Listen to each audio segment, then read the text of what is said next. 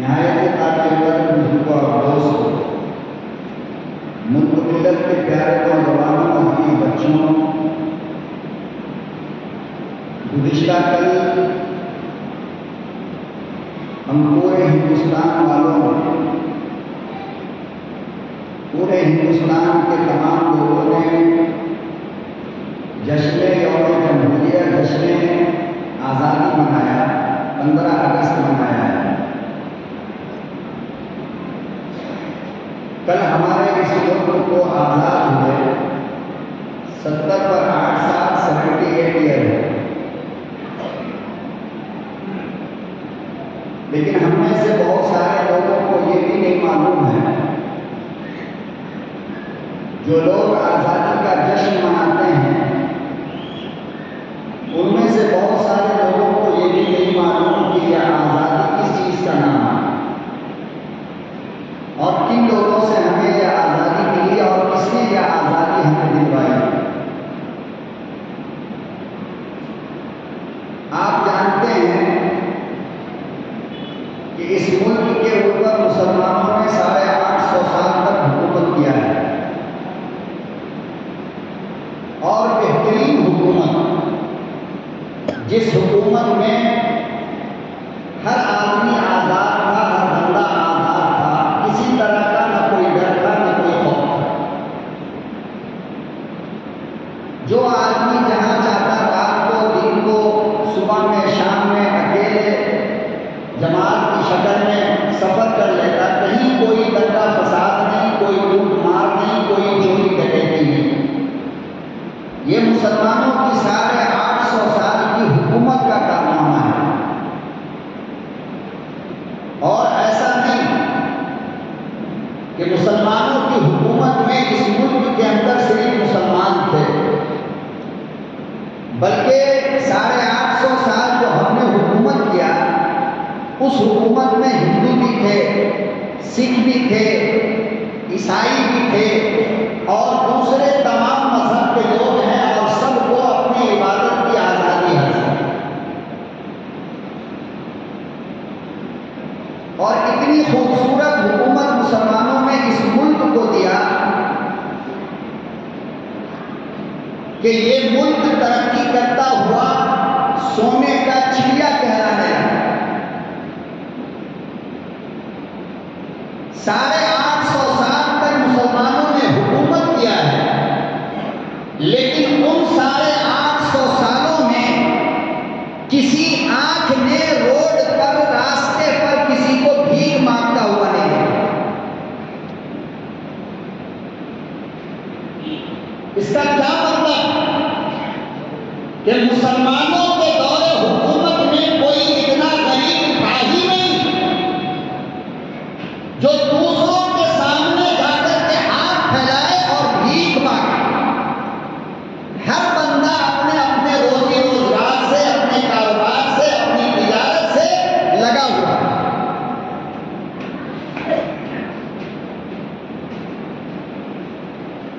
850 साल में जब खालिस ओरिजिनल मुसलमानों की हुकूमत थी, कोई हुकूमत में शामिल नहीं था, लेकिन हिंदुस्तान की तारीख की कोई किताब ऐसी नहीं जिसमें यह लिखा हो कि 850 साल में मुसलमानों ने किसी के इबादत खाने को गिराया।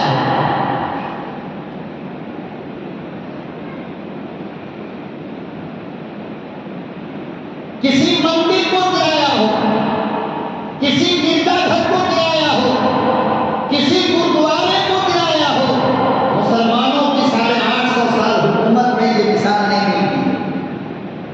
हर बंदा आजाद था, जिसको जो दिल चाहे इबादत करे, जहां चाहे इबादत करे, कोई रोकने वाला नहीं, कोई टोकने वाला नहीं।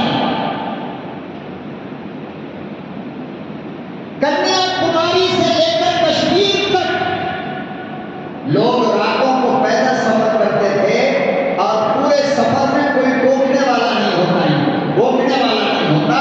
इतना सख्त कानून था।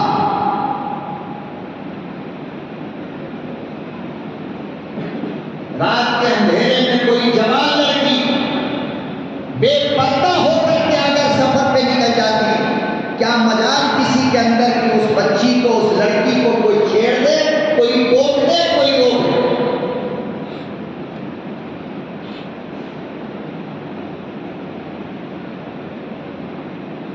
इस तरह की हुकूमत करके मुसलमानों ने इस मुल्क को सोने की चिड़िया बनाया। अब जब ये मुल्क तरक्की करने लगा और ये मुल्क सोने का चिड़िया बन गया, हर तरफ खुशहाली थी, हर बंदा खुश था, हर बंदा आजाद था, कोई पाबंदी किसी के ऊपर नहीं, तो अंग्रेजों की आंख पड़ गई। आपको तो बस इतना मालूम है ना, 15 अगस्त को ये मुल्क आजाद हुआ, मगर आजाद किसने किया, कैसे किया, ये तो हमें मालूम नहीं ना। और हम लोग जरूरत भी नहीं समझते, मालूम करने की जरूरत क्या है। बस इतना मालूम कर लो, अच्छा कोरमा कहाँ मिलता है, अच्छी बिरयानी कहाँ मिलती है, अच्छी चाय कहाँ मिलती है, अच्छा गोश्त कहाँ मिलता है, और अच्छा शीरमाल किधर मिलता है, अच्छा खुशका कहाँ मिलता है। बस इतना मालूम कर लो, पक्के मुसलमान।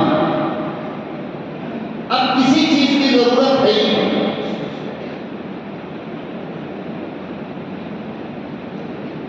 अरे हालत तो ये हो गई कि आज मुसलमानों को ये पूछने की जरूरत नहीं है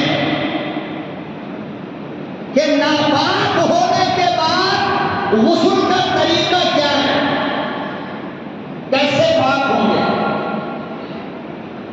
वो तो शुक्र मनाओ तबलीगी जमात वालों का। और मौलाना इलियास की कब्र पे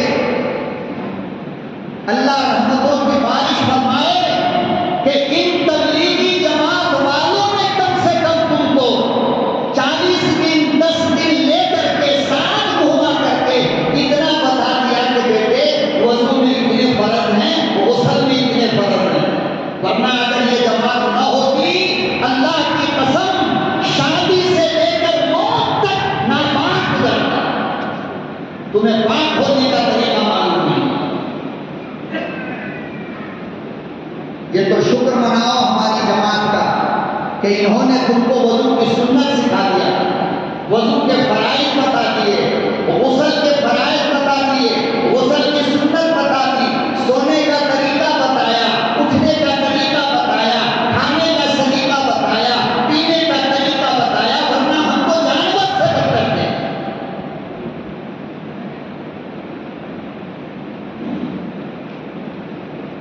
तो हमें जरूरत क्या है भाई, बस 2-4 तिरंगा घर पे लगा लो, एक गाड़ी पे लगा लो और यहाँ पर बिल्ला लगा लो, हम पक्के मुसलमान, हम पक्के हिंदुस्तानी। मगर ये नहीं मालूम कि ये तिरंगा बनाया किसने, ये नहीं मालूम कि तिरंगे का डिजाइन किसने तैयार किया, ये 3 रंग किधर से आए।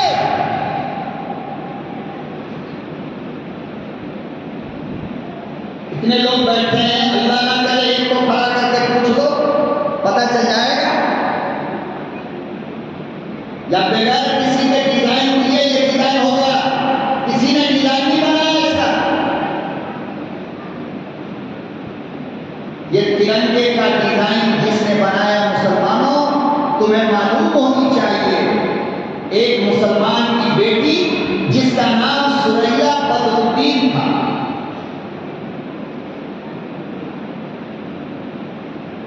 आज जो है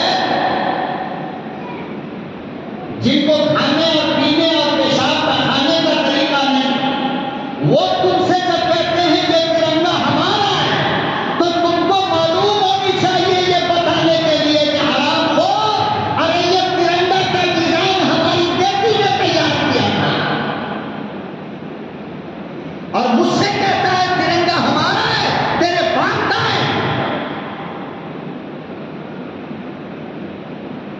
हैदराबाद की रहने वाली 1919 में पैदा हुई सुरैया बदरुद्दीन, उन्होंने ये डिजाइन बनाया था। और फिर हिंदुस्तान के आईन ने, हिंदुस्तान के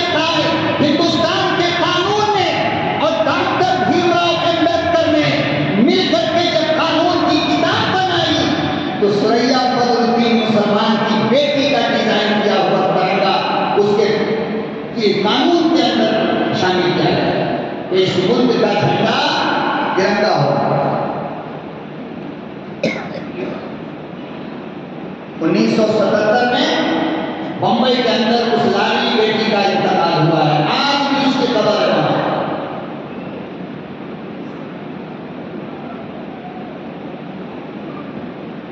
गांधी जी की टोपी सब पहनते हो 15 अगस्त को, 26 जनवरी को, लेकिन तुम्हें ये नहीं मालूम कि गांधी को सर पे वो टोपी दिया किसने?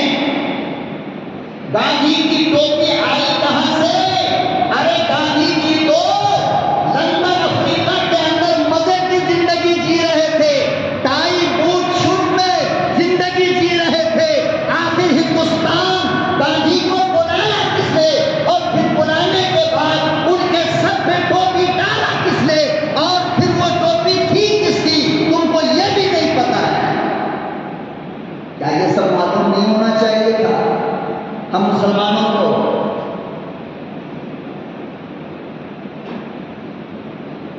बंबई के अंदर जमीयतुल उलमा की कॉन्फ्रेंस थी और मुस्लिम लीग भी उसके अंदर शामिल थी।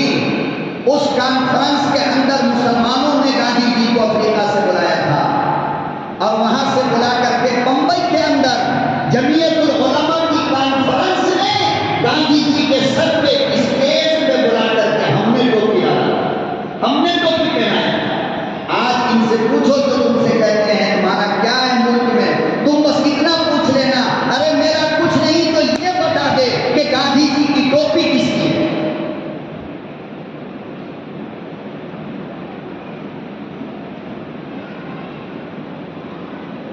पता नहीं हम लोग किस दौर में जिंदगी जी रहे हैं और फिर हम शिकायत करते हैं कि लोग कहते हैं ये मुल्क तुम्हारा नहीं। हमारा मुल्क होता है तो हमें मालूम तो होनी चाहिए ना।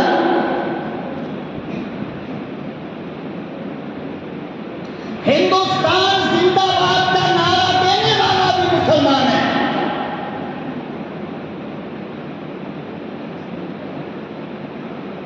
वरना इनको नारे का पता नहीं था। ये नारा भी मुसलमान ने दिया, तिरंगा भी मुसलमान ने दिया और गांधी के सर पे टोपी भी मुसलमान ने पहनाया।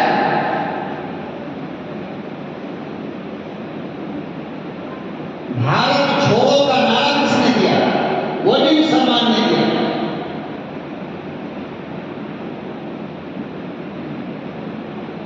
तो हम लोग जरूरत ही नहीं समझते कि हमें ये बात मालूम हो।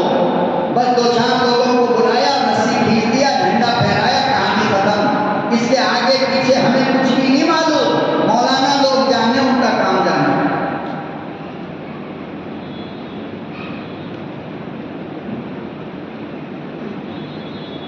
अंग्रेजों की नजर पड़ गई हिंदुस्तान पर। अंग्रेजों ने अपनी गंदी चाल चलते हुए 1458 ईस्वी में, कितने में? 1458। देखो इस मुल्क की अंग्रेजों के खिलाफ दास्तान कहां से शुरू होती है? 1458। और ये मुल्क आजाद हुआ 1947। बताओ इस बीच में कितने साल गुजर गए? तकरीबन 500 साल का अरसा गुजरा है। कितने साल का? 500 साल का। 1458 से लेकर 1857 तक, 1857 तक तने तन्हा इस मुल्क में मुसलमानों ने अंग्रेज का मुकाबला किया। तन्हा, कोई दूसरा नहीं। मैं चैलेंज के साथ कहता हूं, ऑन रिकॉर्ड कहता हूं, कोई माई का लाल है तो उससे बात करे और बताए कि 1458 से लेकर 1557 तक, 1857 तक इस मुल्क के अंदर मुसलमानों के साथ कोई दूसरा था नहीं। ये वल्लभ भाई पटेल, जवाहरलाल नेहरू, सुभाष चंद्र बोस, भीमराव अंबेडकर, महात्मा गांधी, मौलाना आजाद, भगत सिंह, ये तमाम के तमाम लोगों ने कुर्बानी दी है, आजादी की जंग लड़ी है। लेकिन कब? 1857। कब लड़ी है? 1857 की जंग में ये लोग आए और हम इनको बुला करके लाए, वरना इससे पहले 1857 से पहले 1458 से लेकर 1857 तक तने तनहा हम मुसलमान इनके मुकाबले में थे। और बाकी ये पूरे गैर लोग उनकी नौकरी करते थे, उनके यहाँ काम करते थे, उनसे यारी थी, उनसे दोस्ती थी, अंग्रेजों से मोहब्बत थी, ये हमारे साथ करते।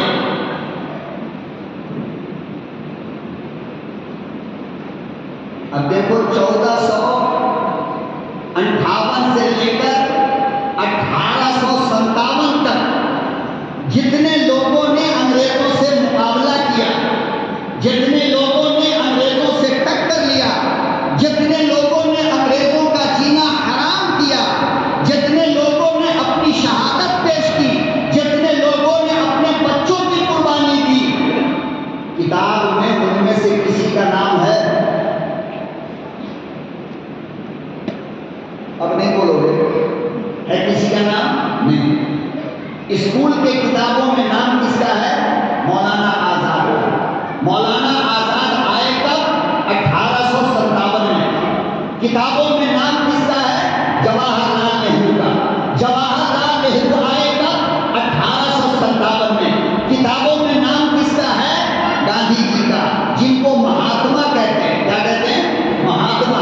और तुम्हारी जानकारी के लिए बताओ कि उनको सबसे पहले महात्मा का लक़ब मुसलमानों ने दिया। सबसे पहले महात्मा किसने कहा? मुसलमानों ने कहा। तो इनका नाम है किताबों में, भगत सिंह का नाम है किताबों में, सुभाष चंद्र बोस का नाम है किताबों में, भीमराव अंबेडकर का नाम है किताबों में। ये सब कब आए? 1857 की जंग में। और इससे पहले तकरीबन 450 साल तक जिन लोगों ने कुर्बानियां पेश की उनका कहीं पे नामो निशान है? सिराजुद्दौला का नाम है? नहीं। शाह अब्दुल अजीज मुहद्दिस देहलवी का नाम है? नहीं। मुजद्दिद अल-फ़सानी का नाम है? नहीं। शाह वलीउल्लाह मुहद्दिस देहलवी का नाम है? नहीं। मौलाना फजल रहमत मुरादाबादी का नाम है? नहीं। हजरत जाफर खागेसरी का नाम है? नहीं। मौलाना सादिक का नाम है? नहीं। मौलाना बरकतुल्लाह का नाम है? नहीं। मौलाना रहमतुल्लाह किरानवी का नाम है? नहीं। हालांकि ये वो लोग हैं जो 1857 से पहले 1803 में अंग्रेजों के खिलाफ जंग की शुरुआत की। मगर इनका नाम है नहीं। नाम किसका है? 1857 में जो लोग आए उनका नाम आज किताबों के अंदर मौजूद है। जबकि अंग्रेज इस मुल्क में मजदूर बनकर आए 1458 में, और 1601 ईस्वी में 1601 में अंग्रेजों ने गुजरात के अंदर एक कंपनी कायम किया। उसका नाम रखा east India company. East India company. अब उस कंपनी के अंदर होता क्या था? काम वाम कुछ नहीं होता था, बल्कि उस कंपनी का नाम देकर कंपनी में अंदर अंदर बर्तानिया से फौजियों को मजदूर बोल करके रखा जाता था।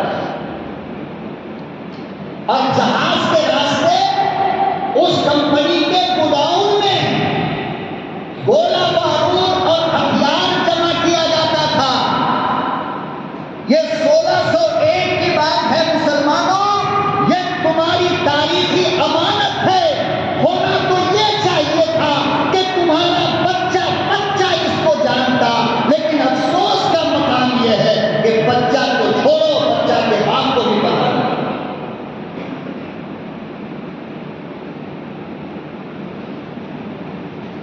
अब एक बेचारा साल में 15 अगस्त आया तो फकीर साहब ने बोल दिया, अब उसको भी हमें याद रखने की जरूरत तो नहीं है, फिर अगले साल फकीर साहब बोलेंगे, हम सुन लेंगे।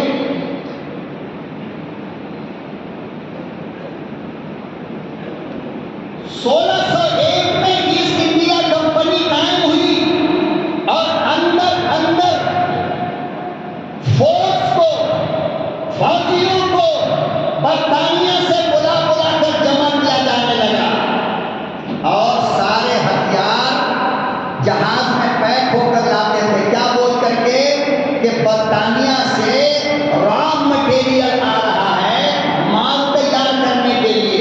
रॉ मटेरियल की 2-4 बोरी जहाज के ऊपर रख दी जाती थी और नीचे पूरा असला होता।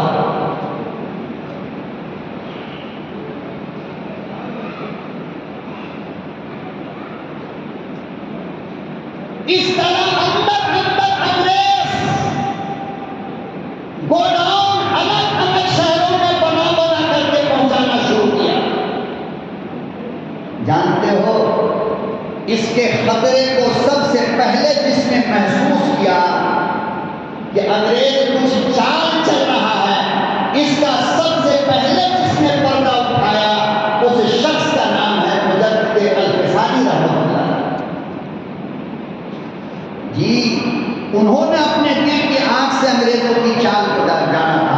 उसी वक्त मौलाना ने अपने मुरीदों को, अपने लोगों को कहा था कि ऐ लोगों, तुम्हारे ऊपर एक दिन बहुत खराब आने वाला है, लिहाजा तुम लोग अंग्रेजों से खरीदना बेचना बंद करो, उनसे यारी दोस्ती बंद करो, उनसे सौदा सलफ लेना देना बंद करो, वरना ये अंग्रेज तुमको जीने नहीं देंगे। ये मुजद्दिद अल-फिसानी रहमतुल्लाह अलैह ने सबसे पहले कहा था, लोगों को होशियार किया। फिर यह अंग्रेज रफ्ता रफ्ता तरक्की करता हुआ चाहा कि कलकत्ता पे अपना कब्जा जमाए। क्यों? इसलिए कि उस वक्त पूरे हिंदुस्तान का कैपिटल सिटी, जिसको राजधानी कहते हो ना, वो बंगाल था, कलकत्ता था। और समंदर के किनारे होने की वजह से पूरे हिंदुस्तान की नाक कहा जाता था कि कलकत्ता पूरे हिंदुस्तान की नाक है। सबसे ज्यादा पैसे वाला शहर, सबसे ज्यादा दौलत वाला शहर, सबसे ज्यादा काम वाला शहर कलकत्ता को। लिहाजा अंग्रेजों ने सबसे पहले समंदर के रास्ते गुजरात से गया और कलकत्ता पे कब्जा जमाना चाहा। उस वक्त 1757 की बात है ये, उस वक्त कलकत्ते में नवाब सिराजुद्दौला की हुकूमत। 1700, अरे याद मत रखोगे, बोल दो कम से कम 1757, 1757 अंग्रेज कलकत्ता पहुंचा और वहां हुकूमत थी नवाब सिराजुद्दौला की, बहुत मजबूत हुकूमत। नवाब सिराजुद्दौला से लड़ाई हुई पलासी के मैदान में, जो बंगाल के अंदर है। लड़ाई को जीतने वाले थे सिराजुद्दौला। कौन? सिराजुद्दौला। लेकिन सिराजुद्दौला का कमांडर इन चीफ, अब कमांडर इन चीफ को तो सब कुछ पता होता है ना। अरे बोलो भाई, सब कुछ पता होता है ना। सिराजुद्दौला का जो राइट हैंड था, कमांडर इन चीफ, उसका नाम था जाफर। क्या नाम था? मीर जाफर। मीर जाफर को अंग्रेजों ने अपने कब्जे में किया और उसको लालच दिया कि मेरी जासूसी करो, मैं तुमको बंगाल की आधी जमीन दे दूंगा, आधी हुकूमत तुमको दे दूंगा। अपने ने मीर जाफर ने बगावत किया सिराजुद्दौला से और 1757 में सिराजुद्दौला पलासी के मैदान में शहीद हुए। ऐ मुसलमानों, तुम भी याद रखो, अपनी नस्लों को बताओ कि हिंदुस्तान की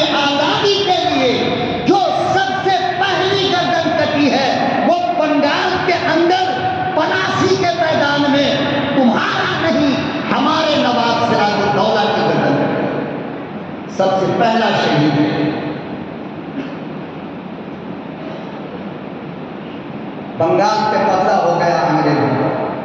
इसका अंग्रेजों का।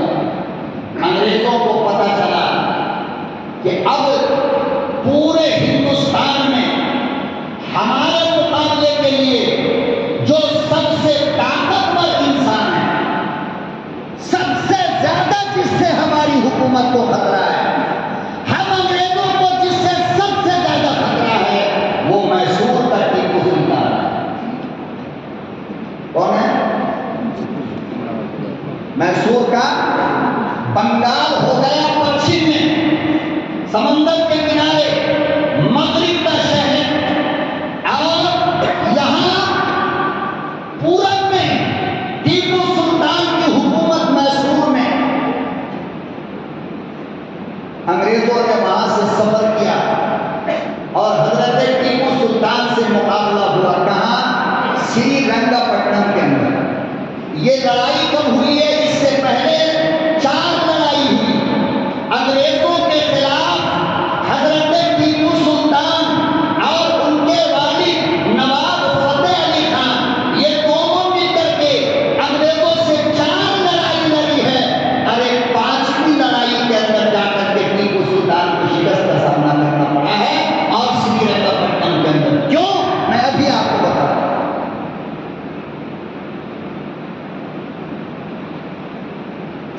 ये 1799 की बात है। 1750 का साल में सिराजुद्दौला की शहादत हुई बंगाल में। अंग्रेजों ने वहां से सफर किया।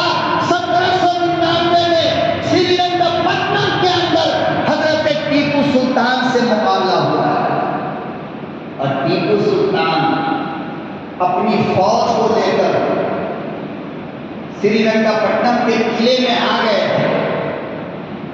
अंग्रेजों पे हमला हो रहा था। आप जानते हो, अंदर से किले का दरवाजा जिसने खोला वो कोई और नहीं था, बल्कि जिस पर सबसे ज्यादा भरोसा हजरत टीपू सुल्तान किया करते थे, वो मीर साजिद था। अंदर से दरवाजा खोला, अंग्रेज की फौज आ गई। अंग्रेज ने कहा मीर साजिद से कि मैसूर का किला दे दूंगा, मैसूर की हुकूमत दे दूंगा, तुम मुझे इतना बता दो कि इतने लोगों में टीपू सुल्तान कौन है। कहा क्यों? कहा इसलिए कि पूरे हिंदुस्तान के मुसलमान अगर मर जाएं तो हमें खुशी मिलने वाली नहीं है जब तक कि टीपू सुल्तान न मरे।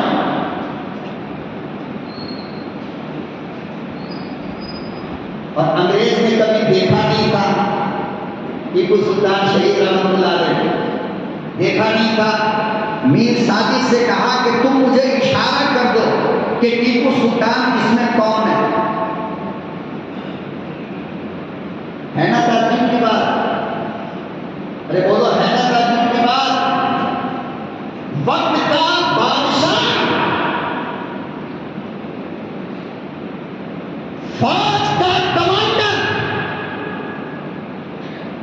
जिसने सबसे पहले इस मुल्क को, अगर तुम कहते हो एपीजे अब्दुल कलाम ने मिसाइल दिया, मैं कहता हूं तुम झूठ बोलते हो।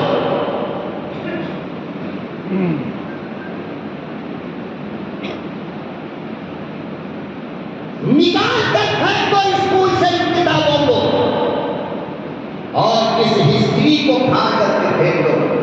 एपीजे अब्दुल कलाम ने मिसाइल नहीं दिया इस मुल्क को, बल्कि इस मुल्क को सबसे पहला मिसाइल टीपू सुल्तान ने दिया है। हमें उल्लू बनाना चाहते हो? हम अपने उलमा की जूतियों के सदके अपनी तारीख और अपनी हिस्ट्री को मेमोरी में महफूज रखते हैं। याद रखो, जब तक ये जबान रहेगी और जब तक ये दिमाग रहेगा, जब तक ये सांस रहेगी, हम तुम्हारे झूठ का पर्दा उठाते रहेंगे। तुम हमें बेवकूफ समझने की कोशिश न करो। हम अपने असलाफ, अपनी तारीख के अमीन हैं, हम अपनी तारीख के जज हैं। तुम हमसे हमारी तारीख को नहीं छुपा सकते हो। एपीजे अब्दुल कलाम ने मिसाइल दिया, सच है। पहला मिसाइल उन्होंने नहीं, पहला मिसाइल तो हमारे टीपू ने दिया है इस मुल्क को। सबसे पहले पूरी दुनिया में अंग्रेजों पे जिसने मिसाइल से हमला किया वो शेर मैसूर टीपू सुल्तान है।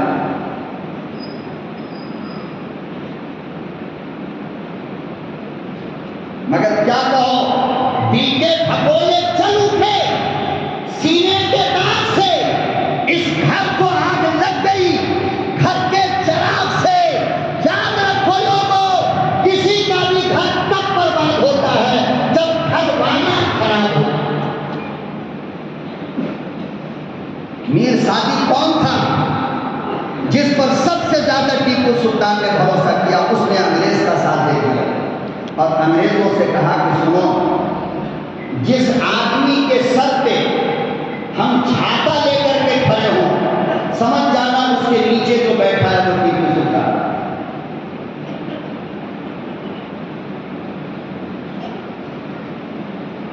ऐसे टीपू सुल्तान के साथ चाल चली गई और इस तरह 1799 में हजरत टीपू सुल्तान की शहादत श्रीरंगपट्टनम के अंदर हुई है।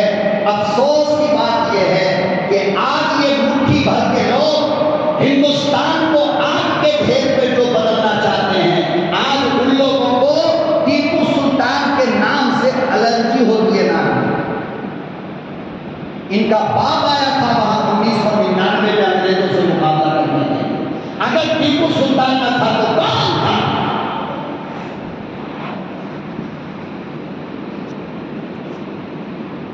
अरे जाकर के पूछो मैसूर की सबसे बड़ी मंदिर से, जिसके अंदर राजा बैठता था और आज राजा की औलाद बैठती है, इस मंदिर को बनाने के लिए पैसा किसने दिया था? इस मंदिर की पुजारी को पूरी जिंदगी टीपू सुल्तान ने बहाना दिया, अपने जेब से पैसा दिया।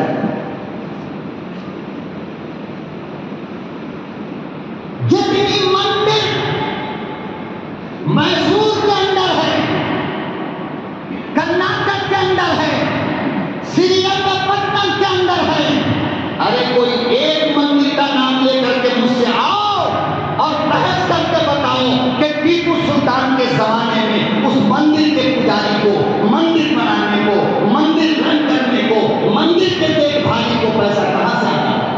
टीपू सुल्तान ने दिया। वो जमीन किसकी थी? नवाब फतेह अली खान की जमीन थी। और आज उनके नाम से इनको एलर्जी, आज उनका नाम सुनना गवारा नहीं।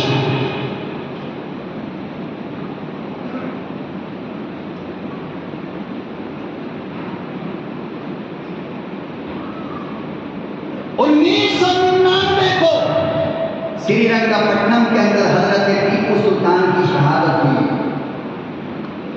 लाश पड़ी है, लेकिन रोग इतना था, दबदबा इतना था कि खुदा की कसम अंग्रेज राइटर, अंग्रेज मौर्रिख अपनी अंग्रेजी किताब के अंदर जिसका नाम है मौर्रिख का राइटर का थॉमसन, उसने लिखा है कि हजरत टीपू सुल्तान के शहादत के बाद भी किसी अंग्रेज की हिम्मत नहीं हो रही थी कि उनके करीब जाकर के ये मालूम करे ये जिंदा है या इंतकाल हो गया। हिम्मत नहीं हो रही थी। मरने के बाद भी इतना रोग था उनके अंदर, इतना दबदबा था अंग्रेजों के दिल में, इतना खौफ था कि उसको यकीन ही नहीं आ रहा था कि टीपू सुल्तान का इंतकाल हो गया। जानते हो, दूर से पत्थर उठाकर उनकी लाश को मारा गया, ये मालूम करने के लिए कि जिंदा है या नहीं। जब यकीन हो गया कि टीपू सुल्तान शहीद हो गए, इंतकाल कर गए, तब अंग्रेज कमांडर उनके सराहने में जाकर खड़ा हुआ और खड़ा होकर उसने आवाज लगा करके कहा कि आज से हिंदुस्तान हमारा है। क्या कहा? आज से हिंदुस्तान हमारा है, यानी पूरे हिंदुस्तान में किसी का डर नहीं था अंग्रेज को। अगर डर था तो एक शेर टीपू सुल्तान शहीद रहमतुल्लाह अलैह।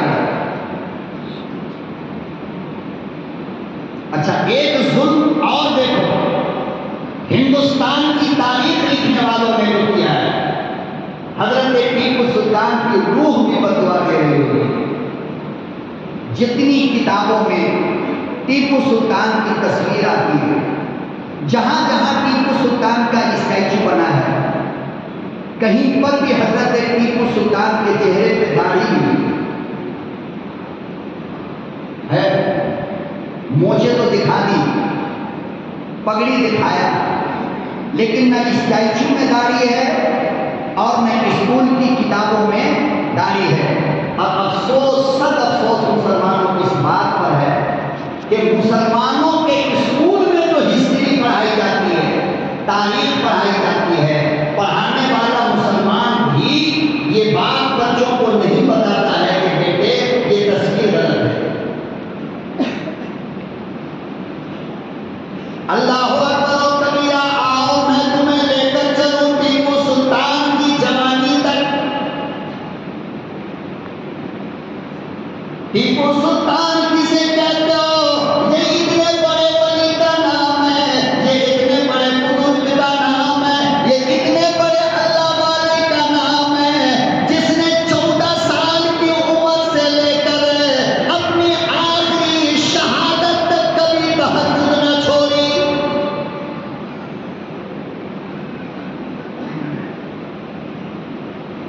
टीपू का नाम लेने वालों, तुम्हें क्या पता?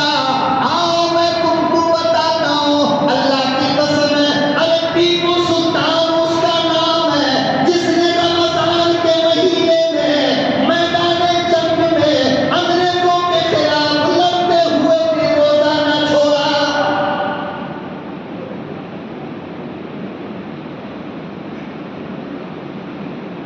तुम क्या जानो, मैं तुम्हें क्या बताऊं? अरे टीपू सुल्तान उस माँ के पेट से आया जिसकी माँ ने पूरी जिंदगी कभी भी किसी हाल में भी अल्लाह के कुरान की तिलावत न छोड़ी।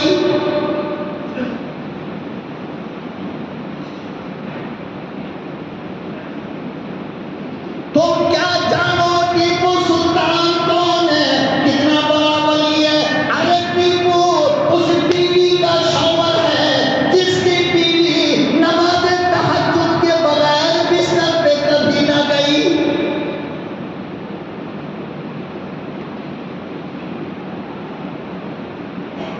तुम क्या जानो टीपू सुल्तान वो है जो सफर में हो, हजर में हो, घर में हो, बाहर हो, कहीं भी हो, जंग में हो, कभी भी जब से बालिग हुआ मौत तक नमाज कज़ा नहीं।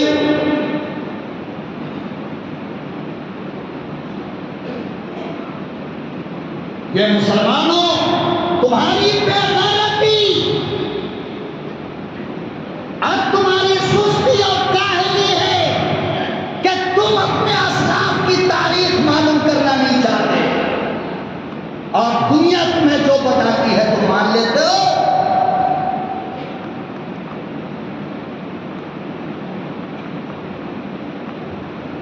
अरे टीपू तो वो है जिसकी असर से पहले की 4 रकात सुन्नत न छूटी।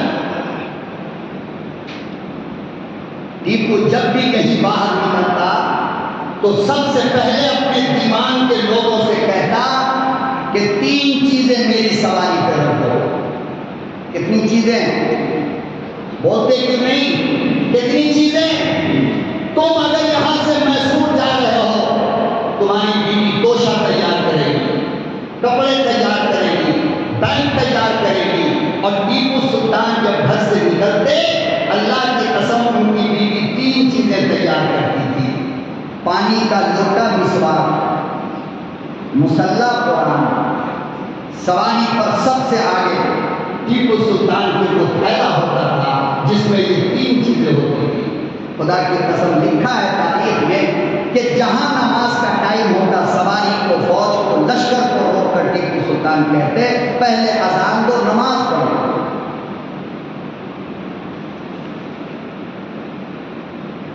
श्रीरंगपट्टनम की वो जामिया मस्जिद जिसको तुम तमाशा बनाकर देखने जाते हो, सेल्फी लेने के लिए देखने जाते हो, जिसकी तस्वीर लेने के लिए जाते हो, कभी 10 मिनट वहां पे खड़े होकर वहां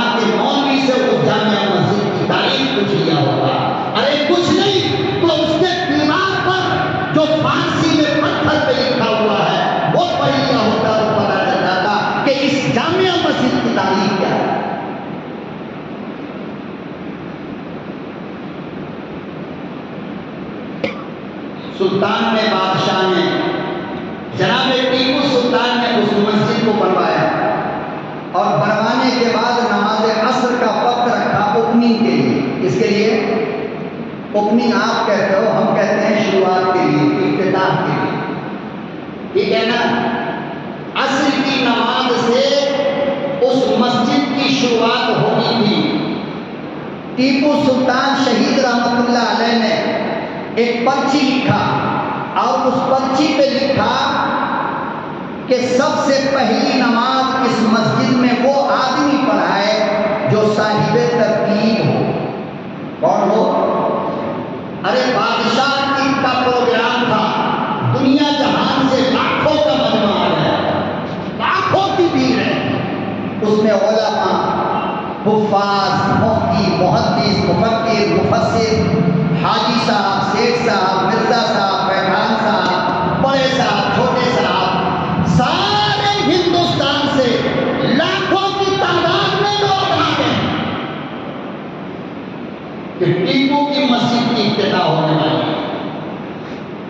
हमारी बदनसीबी यह है लोगों, और हम इतने गिर गए हम लोग कि हम अपनी मस्जिद की ओपनिंग भी खड़े होकर पेशाब करने वाले नेता से करवाते हैं। शर्म आनी चाहिए, दूर पड़नी चाहिए जाकर।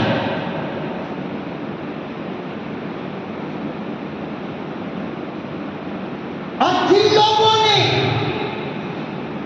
मस्जिद की ओपनिंग नेताओं से कीमत कटवा करके किया, उन लोगों के मस्जिद के मिंबर को दूर की बात है, पैखाना साफ करने के लिए भी रखना चाहिए, इसलिए कि इन्होंने खुदा के घर की नाकदरी की।